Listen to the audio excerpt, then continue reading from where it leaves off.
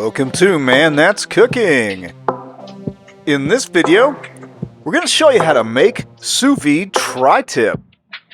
So it goes without saying that you're going to need a sous vide setup. You need the cooker, you need the tub for the water, and you're also going to need a tri-tip.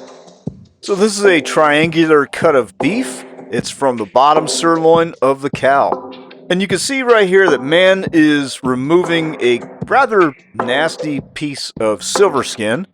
And that's up to you. Your butcher may have already cleaned your tri-tip, and if not, you might want to use a boning knife and remove some of the silver skin. Now, you can see we're leaving some of that on here, and we're just going to go ahead and season it. But that's a really thin silver skin. Up to you if you want to remove that.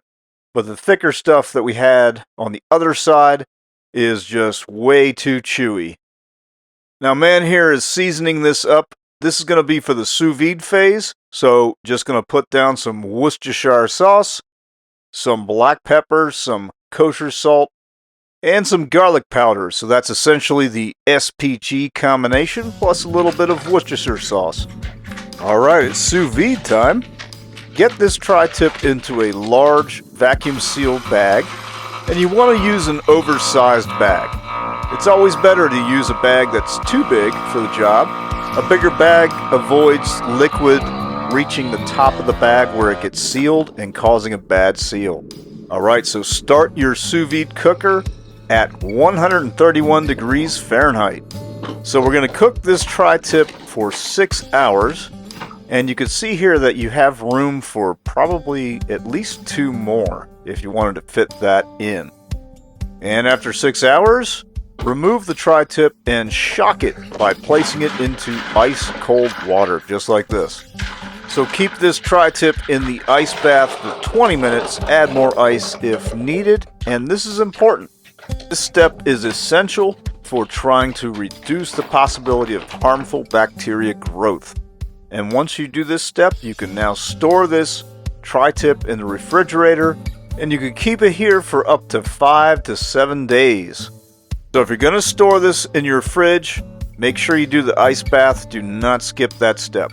So you got to admit, how cool is this? I mean, you can prep this during the week and have yourself a nice Friday or Saturday dinner. All right, so we're going to sear this tri-tip over high heat. And that's going to make a nice crust on the outer shell. And we're going to use a charcoal grill for this. Alright, so we've removed the tri-tip from the vacuum seal bag, and you want to dry it off. You want to make sure the surface is not wet. So a lot of the salt, pepper, and garlic has washed off, but you can still see some pepper on there. And so once you dry both sides, you want to add some kind of barbecue rub. That's going to build an outer crust, and it's going to make even more flavor happen because, you know, you've washed some of that flavor off during the sous vide process. And so man here is using chupacabras. This is an amazing barbecue rub. And now it's time to sear this tri-tip. So you have some searing options. You can put a cast iron skillet on top of the chimney starter. You can also use a grill grate like this. Or you could just dump these hot coals into the indirect side of a charcoal grill like this. So man here is going to test out the cast iron skillet method first.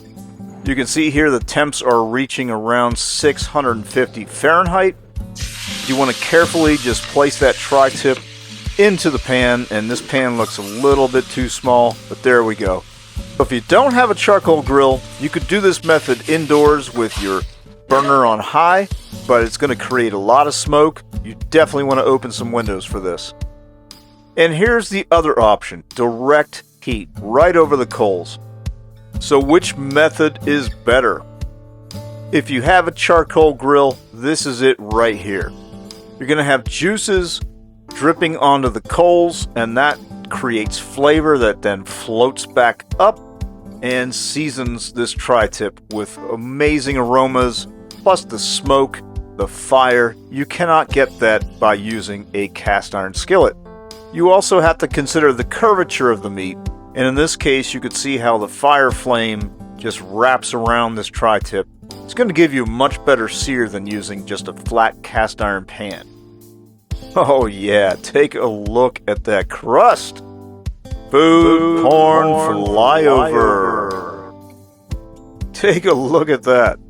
Almost looks like a gator head. That's kind of weird. And that sear, that crust, that's the magic of sous vide, because if you didn't sous vide this, you would probably be overcooking this tri-tip. It might be medium well territory right here. But with sous vide, cooking this ahead of time, letting it cool in the refrigerator, reach maybe 34 degrees Fahrenheit, and then taking it out from that and putting it directly on the hot coals, yeah, you can get a nice sear without any worry of overcooking. Alright, so before you cut in, you need to know there's two different directions of the grain. And while that map that was from the internet isn't quite accurate whatsoever, and so the internet often lies, and you want to make sure you visually look at the grain direction. So here's another amazing part of sous vide. Look at that. That is the doneness. That is not medium well by any means. And you can see here man did his best to cut against the grain, but I think you can see that grain from a United States spy drone, and he's not cutting quite against the grain. But hey, take a look at that. Perfectly pink. And look how tender that meat is right there. I mean, you know how good this is going to taste. Yes, it was that good. Oh, second bite. Yes. So go ahead and slice this as thick or as thin as you like. And don't forget to try this with horseradish cream sauce. We'll put a card right in the upper right corner for you to click. So as you work your way from the center out to the edge, you'll notice a color difference. So anybody in your household that likes their meat cooked a little bit more, give them the edges. So the other side of the tri-tip has a different direction in the grain of the muscle. So this is getting sliced in a slightly different angle as opposed to the previous section. And this section is not as rosy pink as the first initial slices, but I'm sure you can see that it still has that jiggle. And that jiggle, oh yeah, that is tenderness. So the question is, sous vide, is it worth it to do all those extra steps? There are many advantages to using the sous vide method. As you saw in this video, you can cook and prep ahead of time. You get an amazingly tender, perfectly cooked internals of the meat, and it gives you that ability to sear it for longer without ever overcooking the meat, because you're taking it right out of the refrigerator and putting it on hot coals or a cast iron skillet. And of course, it's just going to be easier to put a tri-tip right on the grill, a gas grill, charcoal grill, whatever you cook with. But this is kind of next level stuff right here, and as you can see, that wasn't hard to do. So hey, thanks for watching this video. Click like, click subscribe. Check us out at manthat'scooking.com. We've got plenty of other videos there that you're definitely going to enjoy.